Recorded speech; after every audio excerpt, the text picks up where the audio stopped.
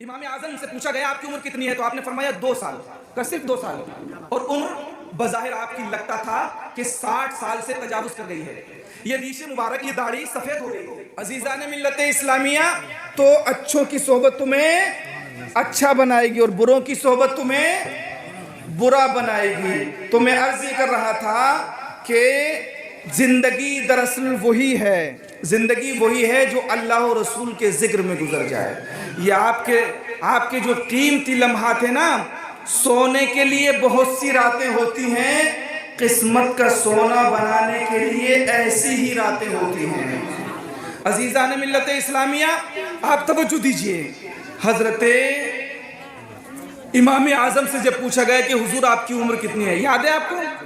میں یہی بتا رہا، یہیں سے چلا تھا نا۔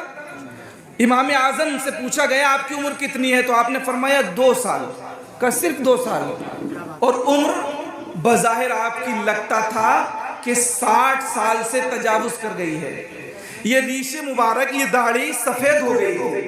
اور سائل نے جب پوچھا کہ حضور آپ کی عمر کتنی ہے تو کتنی بتائی آپ نے؟ کتنی بتائی؟ شاید پیچھے آواز نہیں پہنچ رہی ہے۔ 2 سال۔ تو آپ کو بھی تعجب ہوگا، ہر ایک کو تعجب ہوگا کہ یار سفید داڑھی 2 سال، تو اسے تعجب ہوا۔ سائل نے پوچھا حضور 2 سال عمر بس؟ کہا ہاں۔ تو کہا کہ حضور میری عقل میں سمجھ میں نہیں آ رہی آپ کیا کہہ رہے ہیں، میری عقل فیصلہ نہیں کر پا رہی، میرے دماغ قبول نہیں کر رہا ہے اس بات کو۔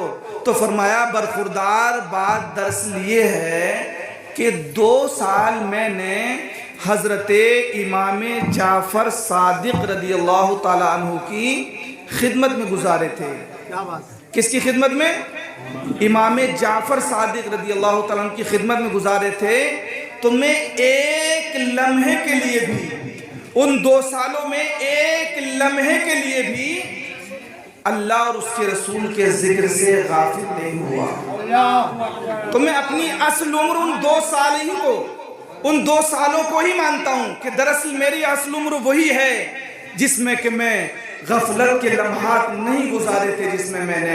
عزیزان ملت اسلامیہ، تو ہمیں اور آپ کو چاہیے کہ جو بھی موقع ملے، یہ علماء کی صحبت بڑی عظیم صحبت ہے کہ آج لے ان کی پناہ، آج مدد مانگ ان سے، پھر نہ مانیں گے قیامت میں اگر مان گیا۔ عزیزان ملت اسلامیہ، یہ نائبین مصطفیٰ ہیں، ان کا مدد کرنا رسول اللہ کا مدد کرنا ہے۔ ابھی میں بتاؤں گا مدد کے حوالے سے۔ میں آپ کو بتانا یہ چاہتا تھا کہ آج کے دور میں اس طرح کی محافل کا انعقاد کرنا بہت ضروری ہے، اس لیے کہ ایمان کے لٹیرے ایمان کو چھیننے کے لیے ہر وقت کوششیں کرتے رہتے ہیں۔